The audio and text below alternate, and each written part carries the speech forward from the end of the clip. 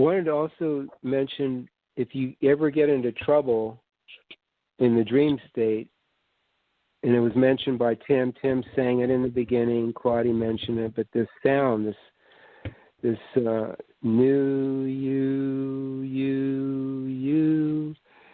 if you have the wherewithal on the real side or the dream state to bring that up, to sing it when you're in trouble, it'll actually protect you and give you more awareness about what you can do.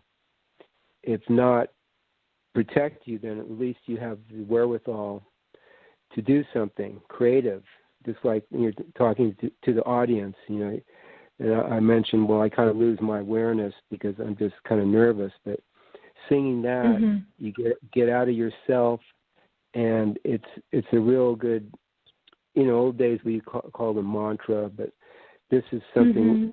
This is something more so even to connect with what Tim mentioned. The real universe is what we call. These are outside of creation, outside of what people are looking at in a literal way, outside of even the astral plane where the angels are and the fairies. This is outside that realm into something you mentioned. I mean, it reminded me when we talked about God, the way you mentioned God, we could substitute awareness with that. So same thing. If you're sincere, you'll see that there's something else out there that you don't know. And that something else is the real part of us. And that's the cool thing about this adventure of life, is something, you can be literal, you can be the know-it-all, you can have all the knowledge and experiences even in the world, but this unknown quality, that's where reality lies. So it's like becoming aware of this ongoing, and that's the adventure. You become aware of this unknown quality, and you keep going with that. You become aware of it, and then there's more to be uncovered or recognized. So it's an interesting process, and I think you have that sincerity and purity that you're on that journey, at least from my perspective here. So, thank you. I appreciate that. I find the more that I learn, as they say, the more you learn, the more you don't know anything. There's just so much to learn out there, and there's just so much I don't know and I don't understand. So how can I sit there and judge anything or say something's wrong when I really don't know? There's just so much to learn out there. Yeah, the other quality that I enjoy with you is that you're not, we don't negate anything. So you don't criticize. Exactly. You say, because everybody has their view of things and experience, and as long as they keep a consideration toward others, they have a free will to do whatever they do, basically. So who are we to we do have that. I mean, there's a matter of consideration towards others, but other than that, life is so huge that we need to experience. We need to experience all kinds of different things to see through it, to see who we really are, because it's not. It can't be defined like most of the spiritual paths and religions try to do. It can't be contained into some dogma or doctrine. It's too big. It's huge. It's way too big. You're right. Yeah. I mean, yeah. Once you try to confine it, it's not it. It's right there. It's not it. You've lost it. Right. Because you know it. So you knowing it means like you don't know it. Automatically you don't know it because you're self-convinced about a position. You're positioning yourself for your own failure, basically. You keep it up. Mm-hmm. Yeah. So, Claudia, you there still? Yes, sir. I'm speaking Okay. on mute. You're sharing with the incident of Henry, and your other person was most informative. We did that kind of little experiences in college when I was a youngster, and I found it most informative, and I also experienced it in a marriage class where you were looking into each other's eyes and seeing what you could see. Sometimes it's uncomfortable working on a level that we are not familiar with, and looking at somebody's eyes for a certain length of time is quite an awesome experience, because you get to see into the depths of their being, and thereby you become aware of the information they're giving out, and you can experience what the other person is. I used to work as a teacher aide in the children who were autistic at school. It was quite an experience to work with autistic children and see how they will not look at you. And you have to be very patient to wait for that connection. But if you keep working on it, it gives you an opportunity to see into somebody who does not perform actions that way we expect. They see the world from a different viewpoint. And the more times we are able to access a different viewpoint, I think it's better that we become familiar with the unfamiliar and the unknown and explore it. It takes a little bit of, I guess you could say, tenacity to go that way. And you sure have it, that you have gone and experienced these and introduce and share with others who've not had this experience yet. It is very informative, and I think it's helpful.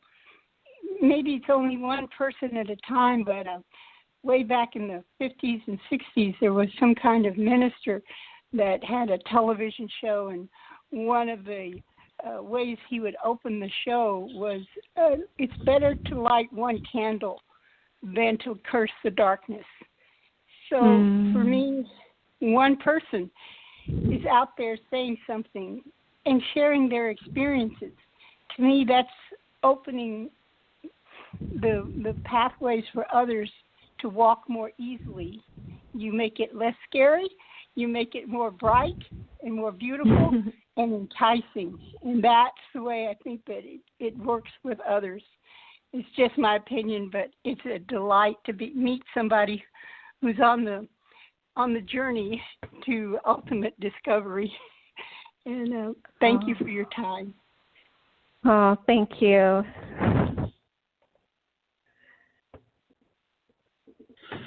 Yeah, it's a good discussion going on. I have a question that I was just wondering about how you see this.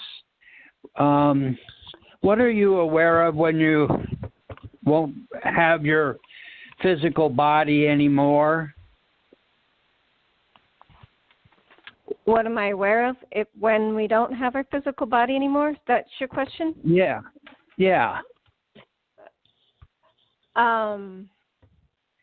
Well, you mean like the concept of dying and moving on? Is that what you mean? Like, do we just disappear? Yeah. Do we go to heaven? Like what happens? For me, I think because I've actually seen heaven several times, I think I would believe that I would actually go there, because I've been in the presence of the Father. I've been in the presence of Jesus many times. We've had many, many conversations. I've seen the different beings and creatures up there. So I'd like to think that I'm going there. I don't have all the answers. I like to think that I'm more spiritual rather than religious, because I don't think the Bible is it for everybody. It's just a simple guideline. There is so much more out there to learn and understand, and that's why I'm much more open. And the experiences that I've had in my dream state far surpasses the Bible itself, so I know there's more. So to me, that's where I think. I mean, I'm not saying that that's the answer, but that's what I like to believe. How about you? What do you think? Thanks. Well, the way that I'm aware of right now is that we're in this physical realm with these bodies that we have. As us, it's like a school where we have lessons. We find out what it's not like in the real universes, which I guess you could call a heaven, but we see. There's different names for it, I know. Yeah, and so when we have all these experiences with maybe 1 million lifetimes or whatever it takes to go through the process of experiences to get the comparison to what isn't real compared to what is real forever. I was wondering, when you say you've been to this heaven, and what do you do there?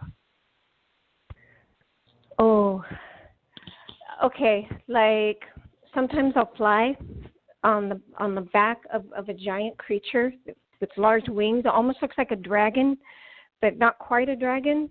But he's very mystical. He's beautiful.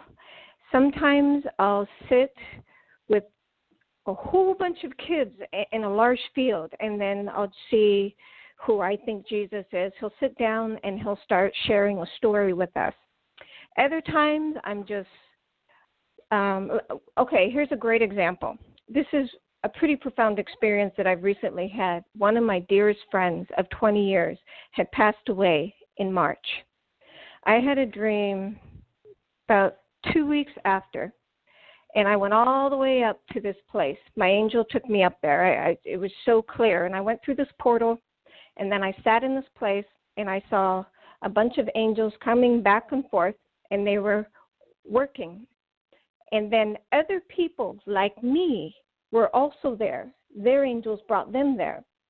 And they were sitting around watching, and we were there to learn something. And then all of a sudden, I got really excited, and I said, "Where's Dawn? I want to see Dawn. Can I see my friend Dawn?" And then this angel approaches me, and he says, "Dawn? Who is this Dawn?" And I said, "He's my friend. I want to see him now." And so he went and talked to the lead angel, like a supervisor. He seemed like he was a supervisor over the whole workspace. And he says, "Just a minute." And he brought him to me. And here comes Dawn. And it was exactly who he was in his young state. And he had his round glasses. And he says, "Heather, how are you? It is so good to see you." And I said, "Dawn, you're here. I'm so happy you're here." And then he starts crying. And I said, "Dawn, don't worry about us. We're okay. We're sad you're gone, but we're happy for you that you've moved on." And he smiled and he hugged me. And he says, "I miss all those coffee times we had together." We used to spend a lot of time at coffee houses together. And he says, "I miss those conversations." And I said, "I do too." And he hugged me. And then instantly, all these negative beings start coming in, and my angel had to pluck me out, and I had to go. And then I woke up in my bed. But that's like a really profound experience I had, seeing a past loved one. Yeah, that was very interesting. You were asking how I was thinking of it after leaving this physical body, and these real universes, what I'm aware of is that you have total freedom there, that there's real love, not just this emotional love we have in the physical world that we think is love, that we can pretty much do anything we want to, as long as we're not, I don't know if you call it interfering with others or doing something to them that you wouldn't want done to yourself. Or so it's just like not explainable actually in the physical until we are there and experiencing it. Very true. Well, thanks for all the answers to the questions, and that unless somebody else would like to ask you a question or say something. I don't know if Ariana's on the line today, if she has a question or anything. I have one more for Heather. And when we start reading the book, I'm just curious, which characters are actually the ones you met on the real side in your books? I'll jot them down. Okay, Father Time is one.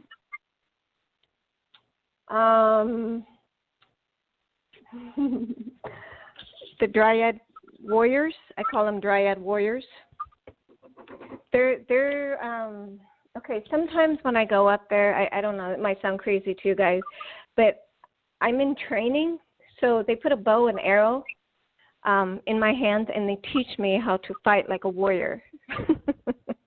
So I do this ninja training and warrior trainings a lot, and I'll be flying as I'm doing this training. It's really strange. So I associated that with my Dryad Warriors, and they're young Dryad girls. They're the band of warriors, so I call them Dryad Warriors. So definitely them. And the lead of the warriors is Queen Ciara. Okay. And Sienna is her first captain. Okay, so there's that. I'm trying to think. Ooh, the Dragon Beast. Yes, I have this chapter called The Conjuring of the Dragon Beast. So the Dragon Beast, obviously, as it sounds, it's the evil. It's the evil that I've experienced in my experiences as I go up into the atmosphere. Very, evil. Let's see. There's so much in both of these books. One thing I did do in my books, I did put characters in my books. So like in Colors of the World Adventures, at the end of the book, you'll see a list of characters. And then in Guardian of the Dream Tree, at the beginning of the book, you'll see a list of characters. Okay, Gabriel, Commander of the High Angels. I have seen Gabriel. Let's see. I'm looking up my characters here.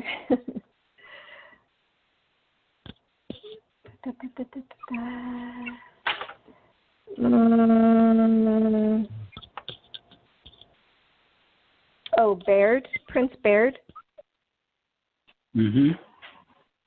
He's the Prince of the Elves in the story, but I've seen him. And Baird actually means poet, so it's probably the poetry channeling I probably get. And I'm sure there's others. Abigail, the main character, a lot of it is me in myself as a child.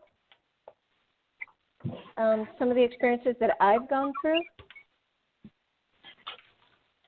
So those are just some characters. It's not all of them, but it's some that I can think of off the top of my head as I'm looking.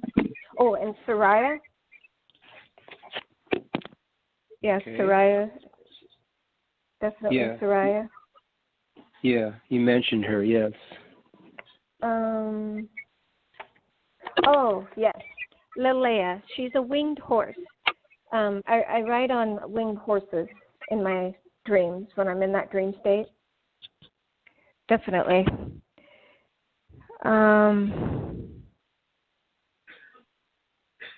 Nimnea. Nimnea is a magical whale. She shapeshifts from a fish to a whale. And I've had these wonderful dreams. It's just crazy. These giant whales are like coming at me down 7th Street. And so, the number 7, and then you have whales, which is a huge, large movement in the spirit, and it's good. They were smiling, and they were just the most beautiful, fun, and fantastical moment I had with these giant whale beings just coming at me, and they didn't squish me at all. And it was just fun. I just felt like a kid. It was so fun. So Nimneo would be one of them. Yeah. Okay. Well, Yeah. I hope you guys enjoy the story as much as I've enjoyed writing it. Oh, that's wonderful. I just have one more question, and I'll pass it to Claudia to finish. But have you seen any of the kids that you relate, that you have story time with, or do you see them on the real side or in the dream state? Do they come to you as there too, as well as in the physical? I've seen my former students, let's say that, because I was a special education teacher, and I find students with special needs are very unencumbered. So I have seen them in my dreams for sure on that other side. Yes. As far as reading these particular stories, I haven't seen them yet. No. And do you actually work with your special needs kids in the dream state, on the real side? As far Are you teaching them now? What I find I do is I end up protecting them. I somehow am a protector, like this warrior thing this training thing that I'm involved in right now.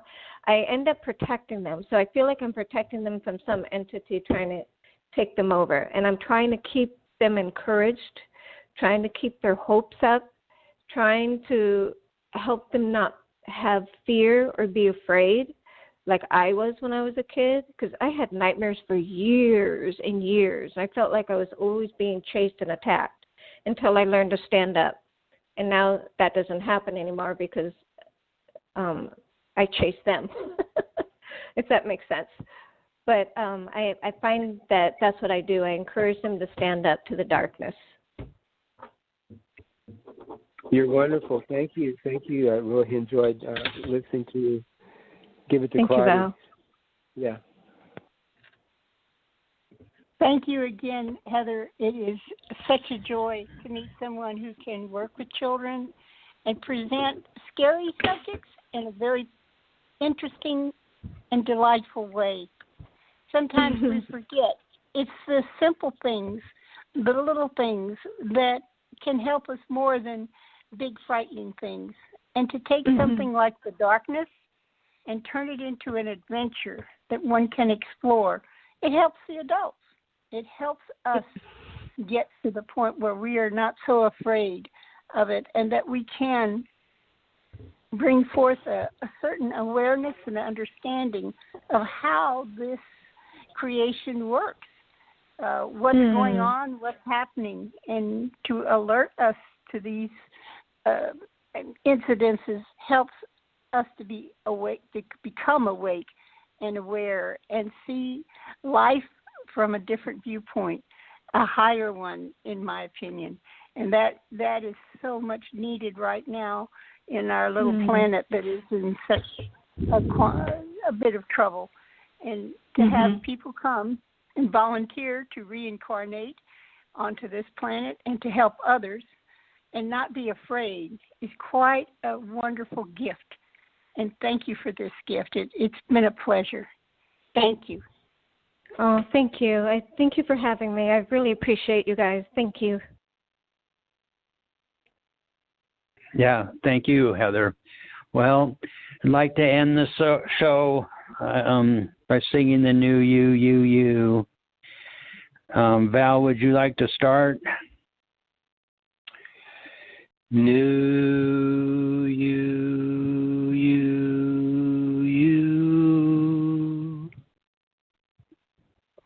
Claudia? New you.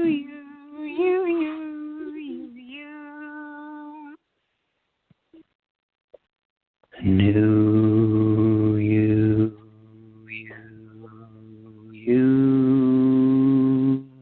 We'll see everybody. Thanks again. Thank you. Thank you. Thanks, Eddie.